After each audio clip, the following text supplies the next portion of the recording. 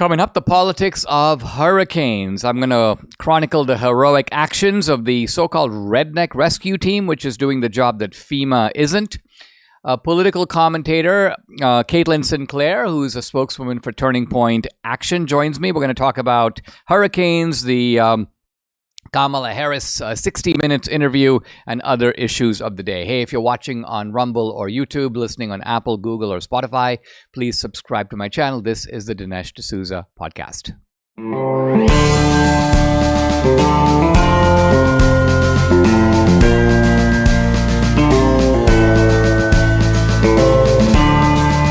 America needs this voice.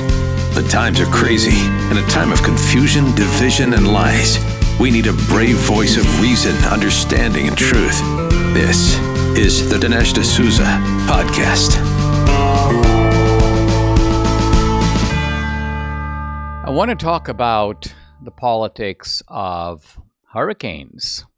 Seems like an odd topic to connect with politics, but we know, looking back to Hurricane Katrina, that became very political. In fact, that was used as a real bludgeon against the Bush administration.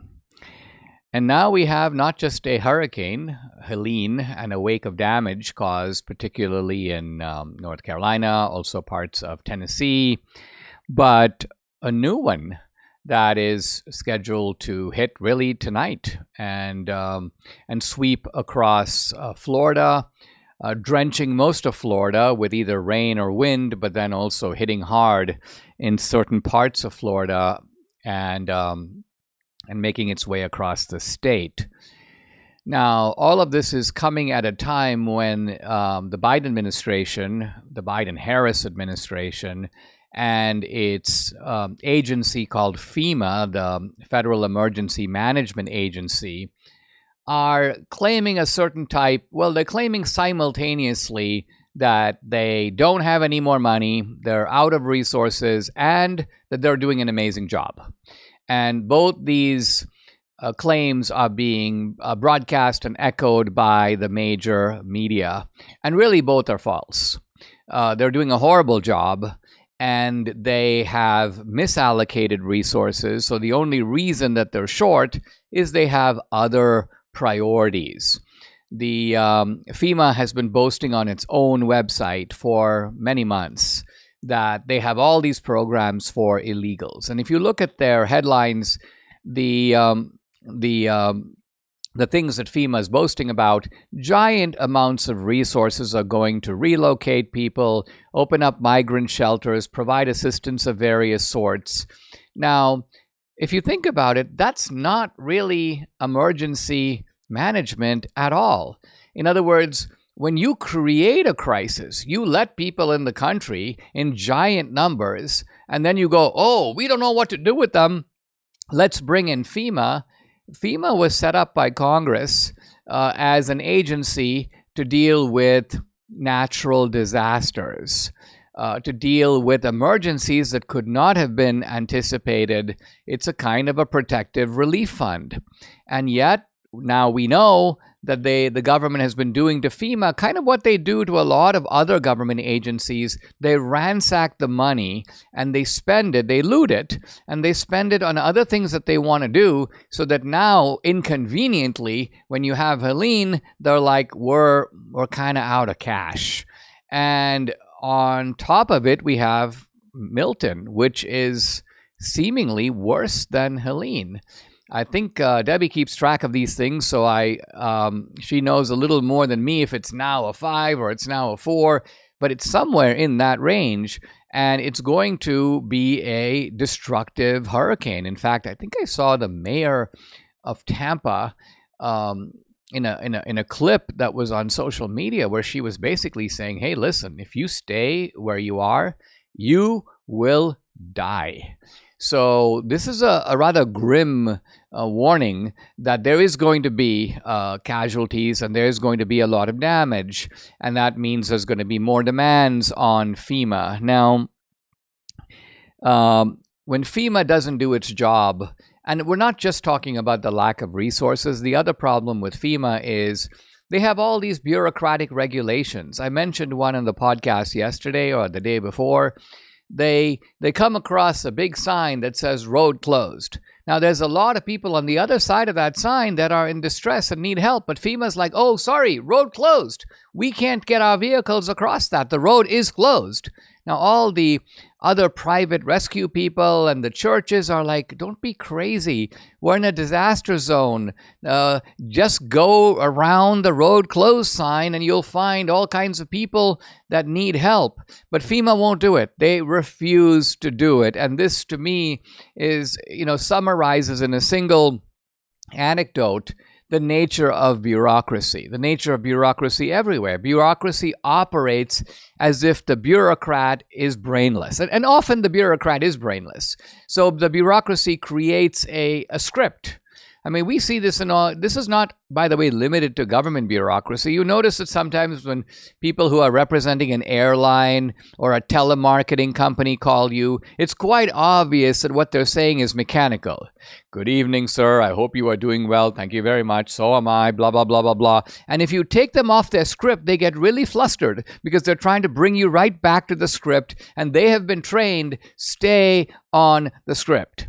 Now, this really shows you why Americans in these afflicted areas, and you may find more of this after Milton, kind of have to go back to the old days. So what are the old days? Well, the days before FEMA, the days before you could count on the government to help.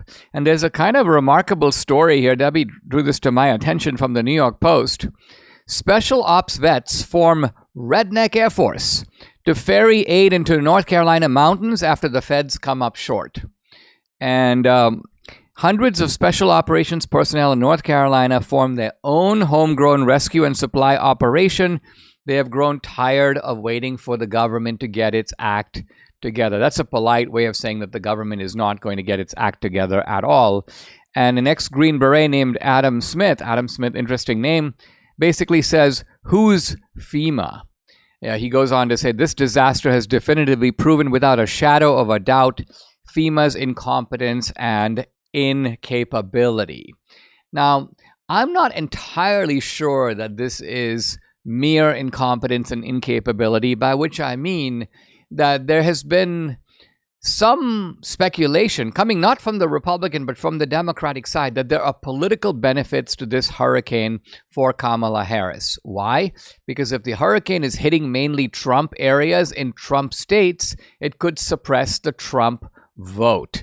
I mean, this seems like a deeply sort of twisted and cynical way to think, and no surprise it's coming from David Axelrod, the Democratic operative, who is drawing the conclusion that, hey, gee, even though Asheville, North Carolina was one of the targets of Helene, the people there are somewhat more affluent, they're somewhat better educated. He thinks that they will still get out and vote. About the Trumpsters, he's not so sure. Now, this fellow Adam Smith that I mentioned, the former Green Beret, this is a guy who found himself drawn to help. He had family, and so he gets there, and then he discovers the whole thing is a mess, and no one is really helping, or they aren't helping with the kind of airplane resupply that's needed.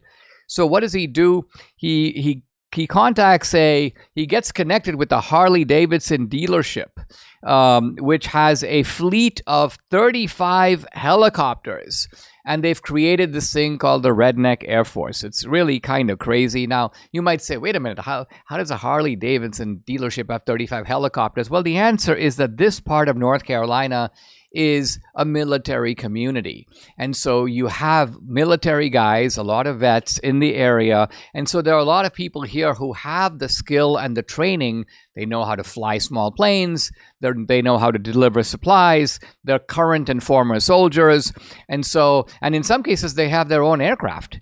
So you've got people using their own aircraft to fly doctors, to fly medicine, to get generators, to get fuel, to get food into isolated residents who are really cut off from the world by these floods that have apparently washed out the mountain roads and in some cases just deluged entire towns. Now, money.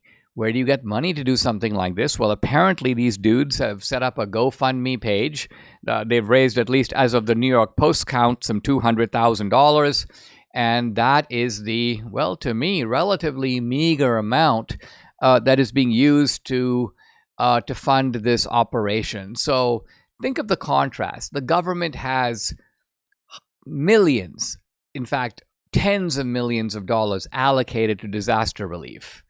And these guys have $190,000 at last count. And yet they seem to be doing a better job than FEMA in reaching desolate areas, in finding out where needs actually are. This, by the way, is a point, a philosophical point that was made by the economist Friedrich Hayek a long time ago. And he said, look, the government just doesn't, first of all, it's not motivated to do a good job. It doesn't have any kind of underlying bottom line. So you have these bureaucrats who are just functionally there. If you think about it, they're really looking out for themselves. They just want paychecks. That's all they care about. And they're like, okay, well, we'll go deliver this over here or that over there. They follow the script that's given to them. Oh, road closed. Sorry, let's turn back. That's how they operate. No sense of urgency, no sense of need.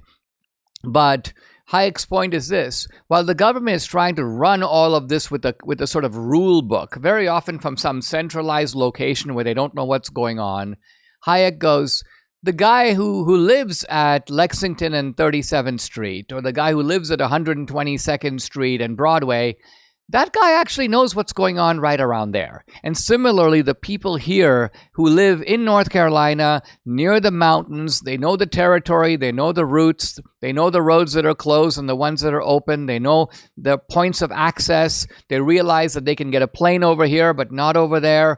And these are the people who understand the territory, are committed to the residents who live there. Why? Because they're their neighbors, they're their friends, they're their family, and they are putting themselves out and taking a lot of risk and making heroic efforts to go where the government will not go. So here you have a contrast, if you will, between the conservative approach, self-help, get it done, and really the Kamala Harris-Biden approach, which is, first of all, spend money on your own priorities, ignore the suffering of Americans. It's a kind of an America last policy. And even when you are trying to help, you make half-hearted efforts where essentially if you are interrupted in any way, you just quickly turn back, throw up your hands, and go on the media saying, we did what we could.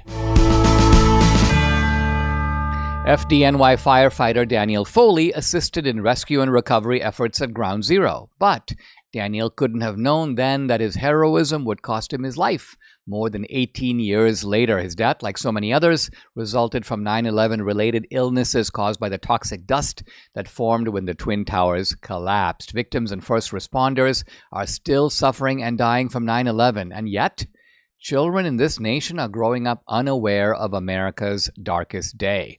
Now, the Tunnel to Towers 9/11 Institute is helping educators teach children about 9/11. Tunnel to Towers 9/11 curriculum units have scripted lessons, background for teachers, and activities for students. They're based on first-person accounts. They're designed to meet academic standards. The 9/11 Institute offers the Discovering Heroes book series, a speakers bureau, a mobile exhibit with 9/11 artifacts, and memorial scholarships for the children of the Foundation's program recipients. Help our nation keep its promise to never forget. How can you help? Donate $11 a month, just $11 a month, to Tunnel to Towers at T2T.org. So it's T, the number 2, T.org. Look at these massive tax hikes proposed by Kamala Harris, an almost 40% top income tax rate, 7% increase to the corporate tax, a capital gains tax on unrealized gains. All these tax and spend proposals could add almost $2 trillion to a current $2 trillion deficit. Very bad news. You might be thinking it's time to make more of your savings tax sheltered and inflation sheltered. Well, this is where the people at Birch Gold Group can help you. Birch Gold will assist you in converting an existing IRA or 401k into an IRA in gold. The best news, You don't pay a penny out of pocket to do it. How do you get started? Text the word Dinesh to 989898. You have nothing to lose. You get a free information kit on gold. There's no obligation, just information on fortifying your savings before the crazy really hits. Birch Gold has an A+ rating with the Better Business Bureau. Thousands of happy customers like Debbie and me. So contact Birch Gold. Here's how you do it. Text Dinesh to 989898 for your free information kit on gold today. I'm delighted, guys, to welcome back to the podcast Caitlin Sinclair. She is a spokesperson for Turning Point Action, the website tpusa.com. Before that, she was a New York-based senior political correspondent for One America News Network. Follow her on social media on X at C Sinclair TV. Caitlin, welcome. Thanks for joining me again. Happy to be here, Dinesh. I thought I'd begin, Caitlin, by asking you about this, this duo of hurricanes. We had one, Helene, and there's another one, Milton, that is, well, I guess it's going to be hitting tonight and causing a lot of damage. Now, when we had Katrina several years ago, there was a political exploitation of Katrina, and it was mobilized against the Bush administration. It looks like with Helene, we have seen a similar, if not worse, case of mismanagement by FEMA. Can you give us your impression about sort of the politics of this hurricane or this couple of hurricanes? What is it? What is the political significance? Well, Dinesh, I know a lot of us are comparing this to Katrina, former disaster, former hurricane, but I have been comparing this to the COVID-19 pandemic. Because when you look at the broader picture here of the reports we're getting from the mainstream media and what the media is trying to inform Americans, or actually the information they're leaving out on purpose, it reminds us a lot of what we witnessed during the COVID-19 pandemic. And the first step of all of this is to tell you that the information you believe is misinformation, right? So take the mainstream media telling Americans right now on television that the idea that FEMA has given aid to illegal migrants is, quote, misinformation, Dinesh. The good news is we have the receipts here in this case. We have the receipts. We actually have headlines from these same outlets in previous months that admitted that FEMA was funding illegal migrants. They were funding illegals to come to the United States. They were putting up, I think it was $1 billion for these welcome centers to have migrants come here. And now we have Secretary Mayorkas admitting that FEMA is broke. So the politics here, it weighs pretty heavy on everyday Americans, because the Democrats and Kamala Harris and her little crony over there, Joe Biden, and the White House, they seem to have no problem finding money and finding funds when it has to do with their agenda, when it has to do with giving money back to Americans for college or funding gender study programs. They seem to find the money then. But when it comes down to saving struggling Americans, providing food for starving Americans right now, providing insulin for those in need during this disaster, they can't seem to find the funds. And these Americans might happen to be, Dinesh, in Republican counties, in Republican states, in swing states that are about to vote in such a consequential election. So then you wonder why Americans are asking these questions, right? So it's reminding me a lot of the COVID-19 pandemic, the response we're getting from the government, the lack of response, and then the twisting and the gaslighting coming from the mainstream media. I mean, it seems that over the past several months, if not years, FEMA has been boasting on its own website that it's been doing all this stuff for illegals. That's right. And it seems like now what they're trying to say, and this is always when they get busted, the media goes into a fallback mode. And the fallback mode appears to be, well, gee, guys, there are two separate programs. There is a sort of an illegals program and there's a disaster relief program. So it's wrong to imply that FEMA has been, quote, funding illegals. They've only been funding illegals through the illegals program, but they're not funding illegals through the disaster relief program. But I think the point that you made is that when it comes to the ideological priorities of Biden and Harris, They need money for Ukraine. They'll never say, well, gee, we do wish those guys in Ukraine well, but kind of we're out of cash. We gave it the office. There's no more money to give you. They always manage to find some more money. And yet when it comes to Americans, and as you say, let's be honest, these are based mostly white Americans in rural areas and swing states. Somehow there is this peculiar reluctance. And you're suggesting, I think, that this may have something to do with the 2024 election. So spell that out. What does it have to do specifically with the 2024 election? Well, I don't want to sound like a conspiracy theorist, although my nickname is Conspiracy Kate. But Dinesh, I do think it's fair for the American people to ask questions. And I think it's fair because when you look at the outline of events here, what other conclusions are they supposed to come to? When you look at FEMA, the institution of FEMA, the organization, what it stands for, the main job of FEMA, this has existed for decades, by the way, the main job of FEMA is to respond to those in need from disasters, from natural disasters. The main job of the organization of FEMA is not to be funding relocation programs for illegal migrants. So I don't care right now when the government and Karine Jean-Pierre there in her oversized blazer, which was just hilarious, that little outfit of hers, wants to have a meltdown telling us that this is misinformation because there's a bucket of FEMA that deals with illegals and there's another bucket that deals with disaster relief. Okay, what about the bucket that just deals with America first, right? The forgotten American out there in this country right now would probably rather hear that. So FEMA's main purpose in existing as an organization is to deal with disasters and natural disasters and help Americans first. So that's the mission of FEMA. So when Americans at home are looking at our government telling us, we don't know where the money went, we're completely broke right now, then you have someone like an Elon Musk, you have Ivanka Trump, you have everyday billionaires and wealthy people in this country trying to provide some funds, trying to provide medical attention. Elon Musk was trying to provide Starlink. He said he was trying to do it just so these people could be communicating with their needs, communicating what's going on. And he said his helicopter was blocked. You had Pete Buttigieg, and I loved the trolling on this, Dinesh. I'm not sure if you caught this on social media, but Pete Buttigieg tweeted back to Elon Musk on X saying, this is misinformation. There's no way your helicopter is being blocked. Please contact me. And Elon Musk wrote back saying, okay, man, send your digits. I will call you because this is not misinformation. This is absolutely happening. I'm being blocked for some reason. We heard this many times. So I think I don't want to exactly correlate saying this has to do with the 2024 election, but because of the list I just laid out, I think it's fair for the American people to look at the recent activity or lack thereof. Look at the response from our government and have these concerns and have these questions. So look, we're a few weeks away from such a consequential election. And I think it's a little bizarre that we can't even have everyday people able to help Americans in need. That does raise some eyebrows. And I am pretty suspicious around that.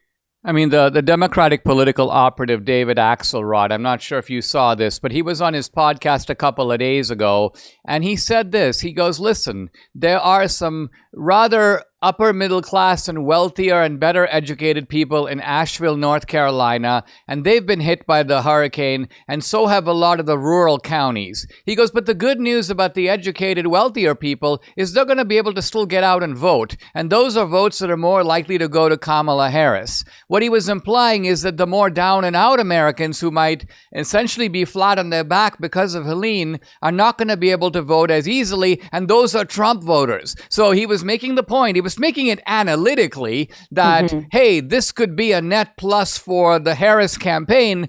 But I think you and I know that it is a Democratic slogan, never let a crisis, or in this case, a disaster, go to waste. That's why I asked the question. It's really not a conspiracy theory. Here you have a Democratic operative spelling out, hey, politically, this could be good for us.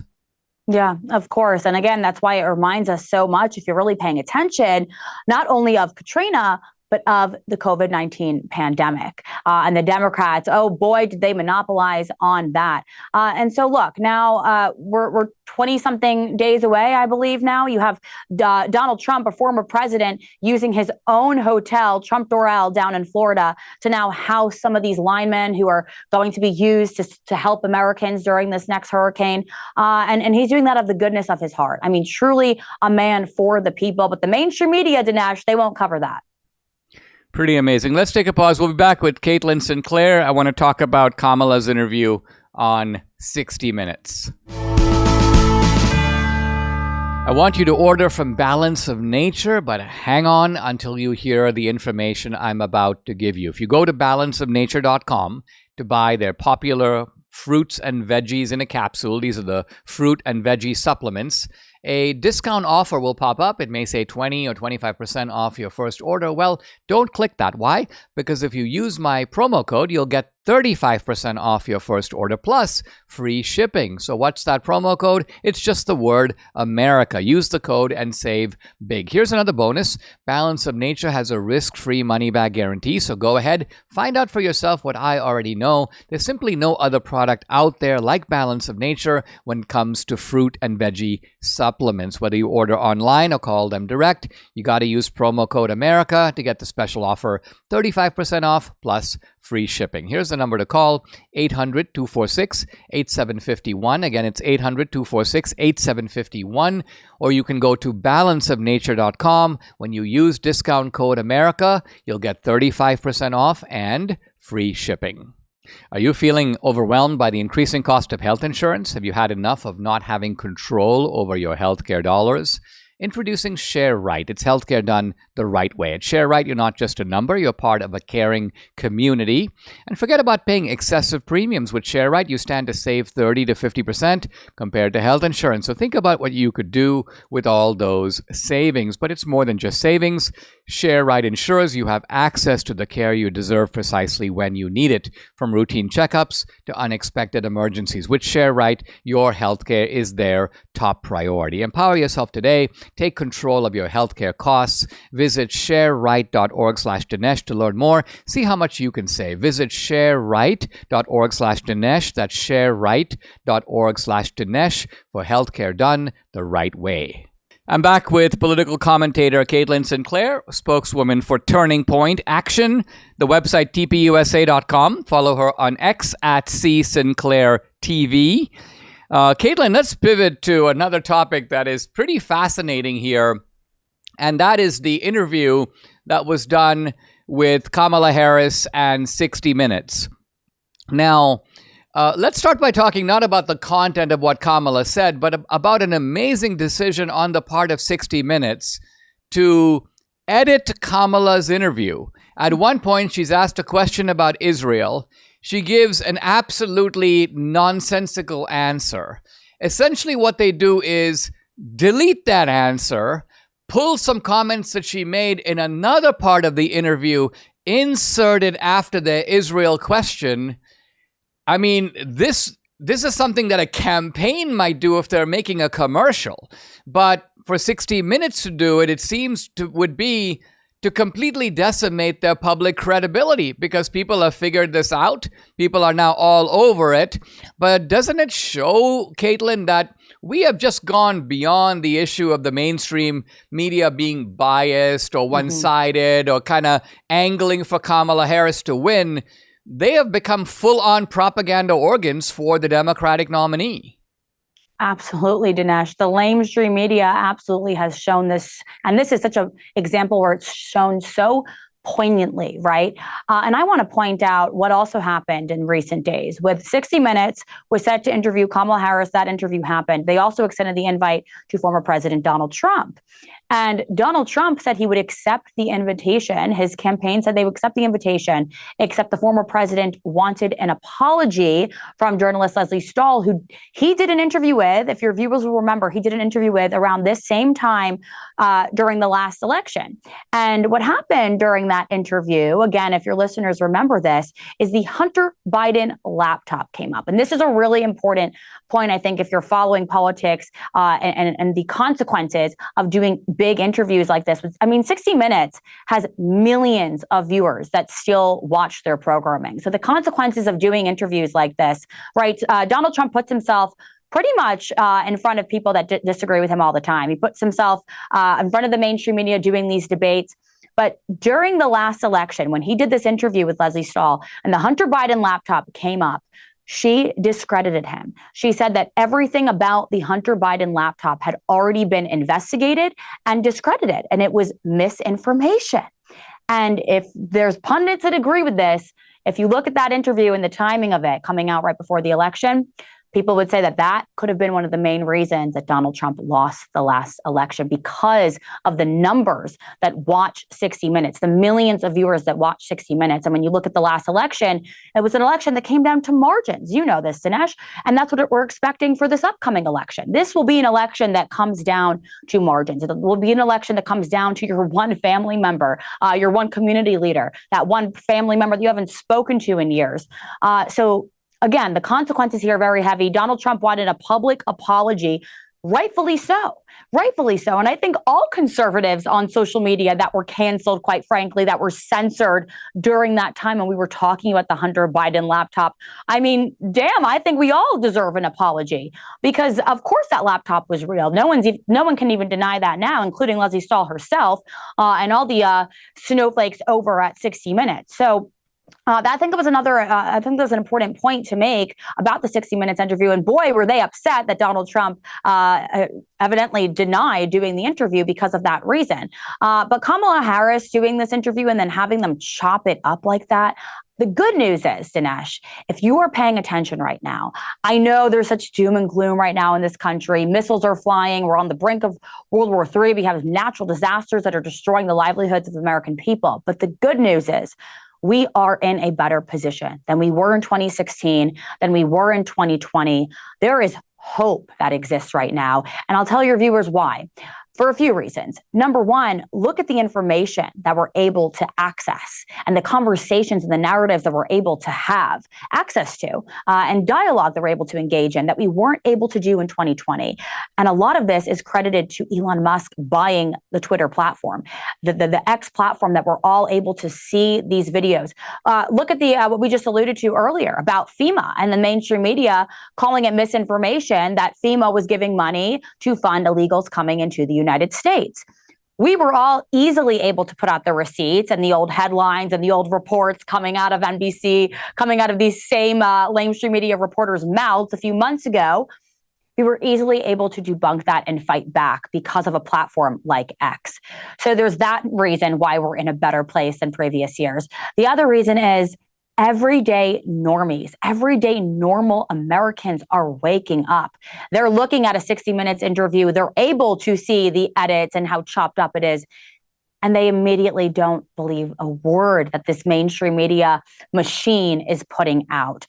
Everyday normal Americans are waking up. They want an America First agenda. They want authenticity, and they're finding other alternative sources to get their information. So I think for those reasons, a lot of doom and gloom right now, but we are in such a better place in this country.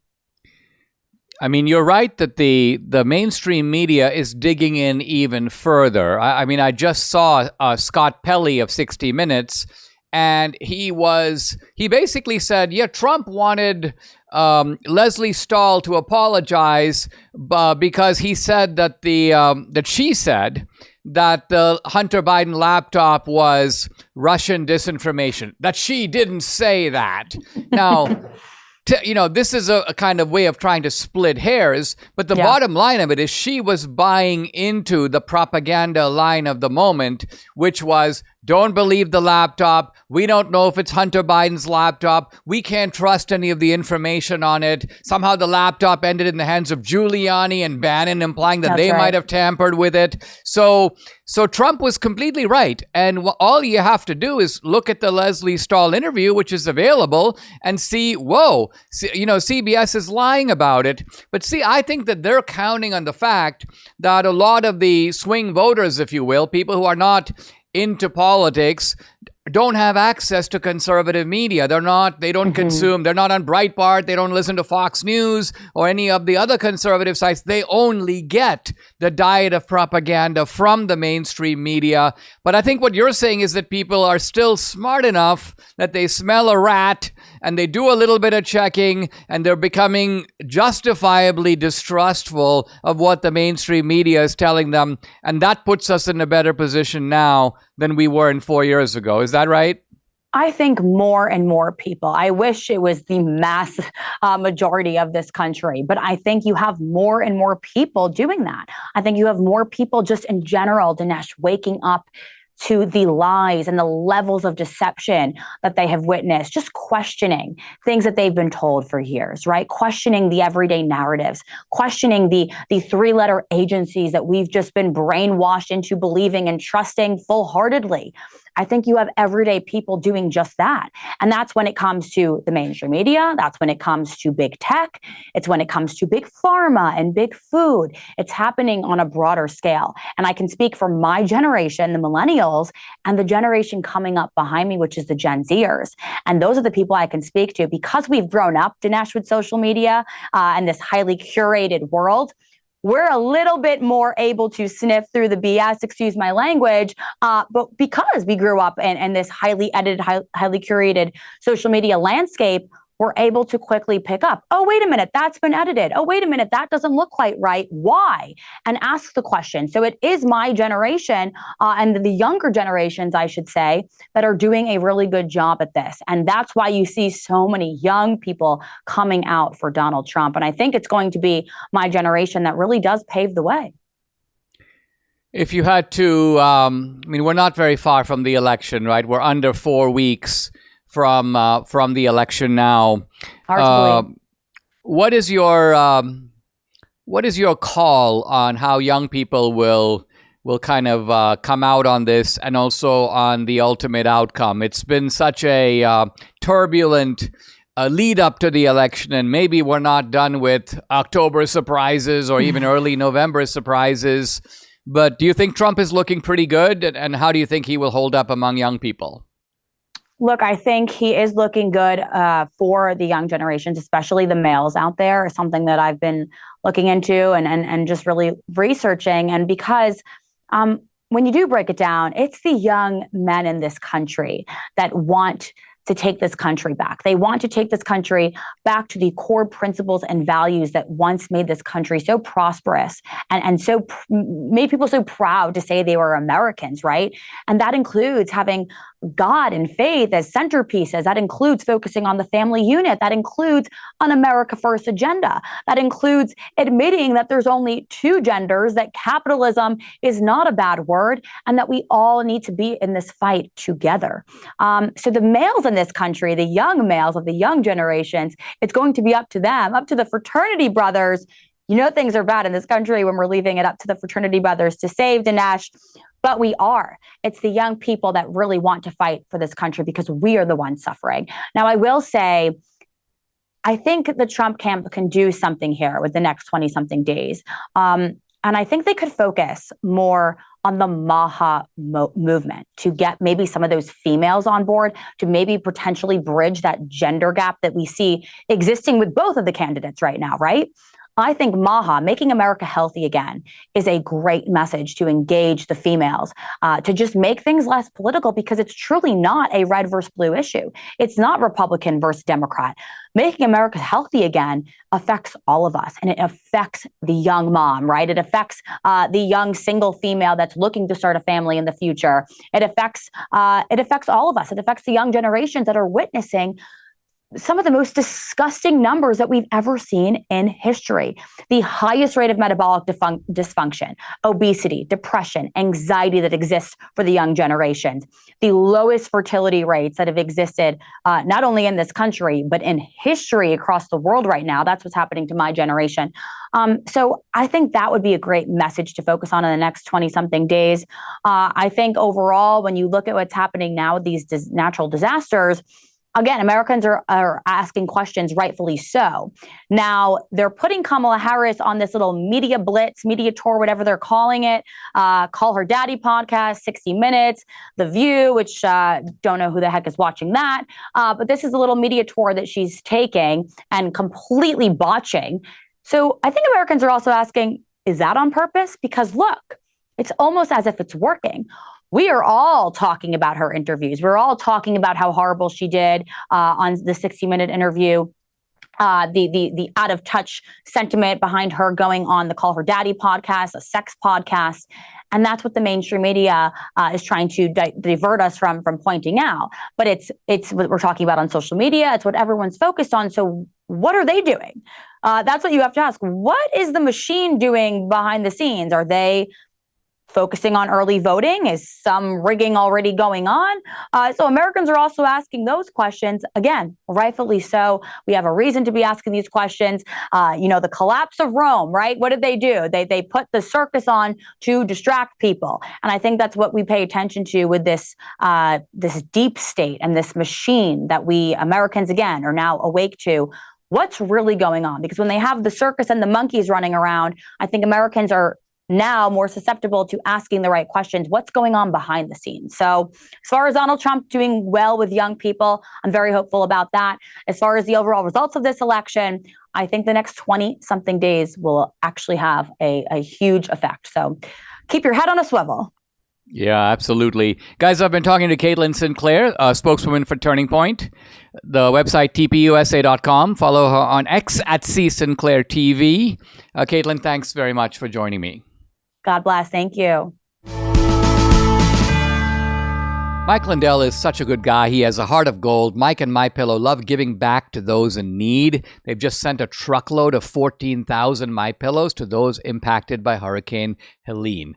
But even though Mike loves to give back, a large retail store just canceled a huge order that had already left the warehouse. So besides giving to those in need, Mike wants to pass some big savings directly on to you. For the first time ever, you can get a standard classic MyPillow for wholesale prices, just $14.88. But it gets better. For a limited time, they're offering their entire classic collection at wholesale prices. Get queen-size MyPillows, $18.88. Upgrade to a king for just $1 more. Get the body pillows for just $29.88. Multi-use MyPillows, $9.88. So go to mypillow.com, use promo code Dinesh, or you can call 800-876-0227. Take advantage of this wholesale pricing for the first time ever. And on top of that, get free shipping on orders over $75. The prices have never been offered this low before. There are limited quantities at this price, so the limit is 10. But once they're gone, they're gone. Go to mypillow.com or call 800-876-0227. Don't forget to use the promo code. It's DINESH Dinesh. I have been doing a bunch of media that's pivoting a little bit to the book Vindicating Trump. Here it is out. Today is the second day. The publication date was yesterday. And apparently the book has hit some of the bestseller lists on Amazon, bestseller for politics and so on. So I'm glad about that. But it's interesting to do these media tours because you get asked questions that make you think about Trump and about how to resolve what people wonder about Trump. And one of the questions that has come up more than once is how is it the case that Trump, who was once so beloved, even adored by all these cool people from Oprah to Ellen DeGeneres to the Hollywood people, why did they turn on him? What is it about Trump? Is it just that Trump decided to run for president? You'd think they'd be happy about that. At one point, in fact, Oprah Winfrey had said, you should run for president, meaning she liked the things he was talking about. So it couldn't even be Debbie goes, she thought he was a Democrat. Well, actually, honey, I'm going to argue against your theory, at least a little bit, because it would seem to be that Trump's decision to become a Republican was the deciding point. But interestingly, and there's a clip of this in the early part of the movie also, where Trump says early on that he is a Republican. And he says, it's because I agree with the Republican philosophy. And I think people understood that as a business guy, even though Trump gave money to politicians on both sides, in New York in particular, that Trump himself was inclined to the Republican side. I mean, there's a famous old picture of Trump standing right alongside Reagan and kind of nodding eagerly as Reagan is up on the podium speaking. So Trump identified with the Republican side from the beginning. Now, to try to understand what's going on with Trump and what I think was the fateful moment, well, it's shown in the beginning of the film, but most people already know this. This is kind of the iconic scene in which Trump gets on the escalator in 2015 and he announces his original run for the presidency. So let's fix that scene in our minds and try to think about it a little bit. As I envision it, at the top of the escalator, you have all the cool people. So Ellen DeGeneres is up there, and so is Oprah, and a bunch of the rappers are there, and the Hollywood people, and Trump is in that group. Not only is he in that group, he's one of them. Let's think about it. He is not only an entrepreneur. This is not an entrepreneur standing in a cultural group as like chairman of the board of the Lincoln Center or something like that. No, Trump himself is an authentic cultural celebrity. In that sense, he's a lot like Oprah. And there he is. And in some ways, he is the coolest of the group. They are the ones that want to be photographed with him, not the other way around. And like I say, those people have a sense of belonging with Trump and aspiring to be Trump. He is seen as the embodiment of the American dream. But then Trump does something very interesting, which is that he gets on the escalator, he descends, he goes down. Well, where does he go down to? Who's down there? Well, here we have to use our imagination. And as I envision it, at the bottom of the escalator are, well, the ordinary Americans, but not just any ordinary American, a certain type of ordinary American that has had it pretty badly over the past several decades. Because while living standards in America overall have gone up, they haven't gone up for lots of people. They haven't gone up for lots of working class people. They haven't gone up for people in certain parts of America, places like Detroit and Philadelphia. Manufacturing towns have been really hit hard. Some towns that were, and cities that were once thriving in America have now become not only impoverished, real estate values are stagnant, but you've got serious problems with young people on drugs, fentanyl, and so on. And so this is the forgotten people of America. And they've been a little screwed over. They've been lied to with false promises. They've been betrayed kind of by both parties. Neither party has focused attention on them. And their jobs have been traded away. And so they look up on the escalator, and who do they see? Well, they see Trump. And they're like, wait, what? This is not one of us. This is some billionaire from New York City. And yet here he is coming down the escalator and, in a sense, taking up their cause. And so you can see in this single image, you see really two things. One, you see why the people at the bottom of the escalator are very drawn to Trump. They're like, hey, he didn't have to do this, but he chose to do it. He sort of chose us. He's taken up our crusade. And so they become very attached to him. These are the people for whom Trump quite literally can do no wrong. Why? Because he has shown them his intentions and he has taken up, if you will, their flag or their mantle. By the same token, let's turn to the people at the top of the escalator and look at their view of Trump. Their view of Trump is, hey, where are you going? You were one of us. You were on our side. Now you are going down there into that, you're joining the pitchfork people. You're taking up their cause against us. And so you can see, again, in a single image, how the very same people that were once enthusiastic about Trump, wanted to be like Trump, held Trump up as a kind of exemplar, now see him as a traitor, see him as having betrayed them. So I think it goes beyond the simple Republican or Democratic divide. Here's why. Let's just say that Trump had been more like Mitt Romney. Trump had been a cultural celebrity, but kind of a Romney type of guy. Then the cultural elites would be like, you know what? Romney may be a Republican, but first of all, he's kind of a weak, timid Republican. We can always bludgeon him into submission. Not only that, he craves approbation by The View and 60 Minutes and the media. So we have all kinds of techniques, from flattery to adoring profiles, to get Romney to do what we want. We want him to raise taxes. Romney's considering raising taxes and saving the economy. And then Romney will obligingly do that because he likes those kind of lionizing profiles. So the point is that there's a certain type of Republican the Democrats love. Sometimes I say the Democrats want a one-party state. Well, they do, but they wouldn't mind a two-party state where one party is a pale shadow of the other. It's kind of like saying, here's a big watering hole. We've got all the best drinking spots at the watering hole. But yeah, but over there, we're willing to make room for some of the Republicans to have an occasional draft or an occasional sip as well. This way, they too buy into our system. This way, they will help to protect the swamp against people like Trump who show up and threaten it.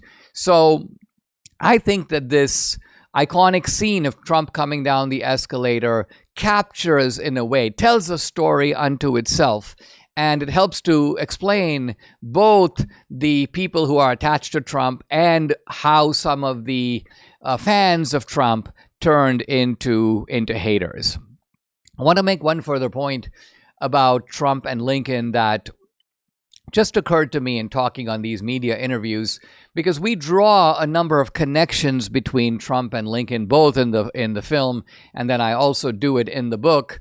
But one of the big issues is that connects Trump and Lincoln, of course, are assassination attempts. Of course, in Lincoln's case, successful. John Wilkes Booth kills Lincoln.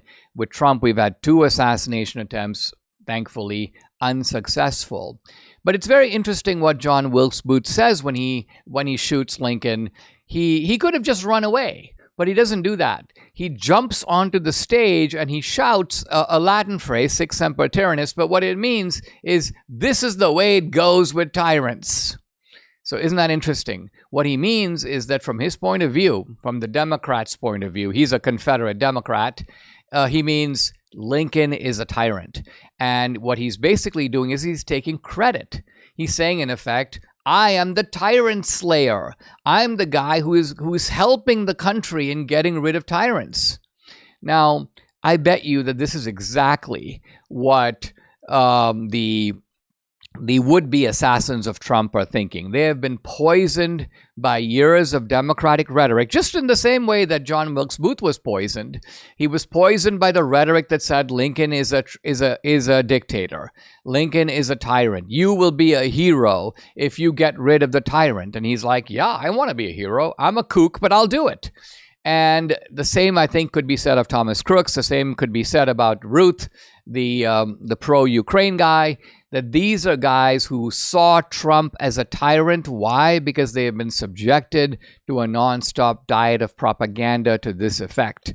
And even though they failed, they, like John Wilkes Booth, saw themselves as tyrant slayers. Subscribe to the Dinesh D'Souza podcast on Apple, Google, and Spotify, or watch on Rumble, YouTube, and SalemNow.com.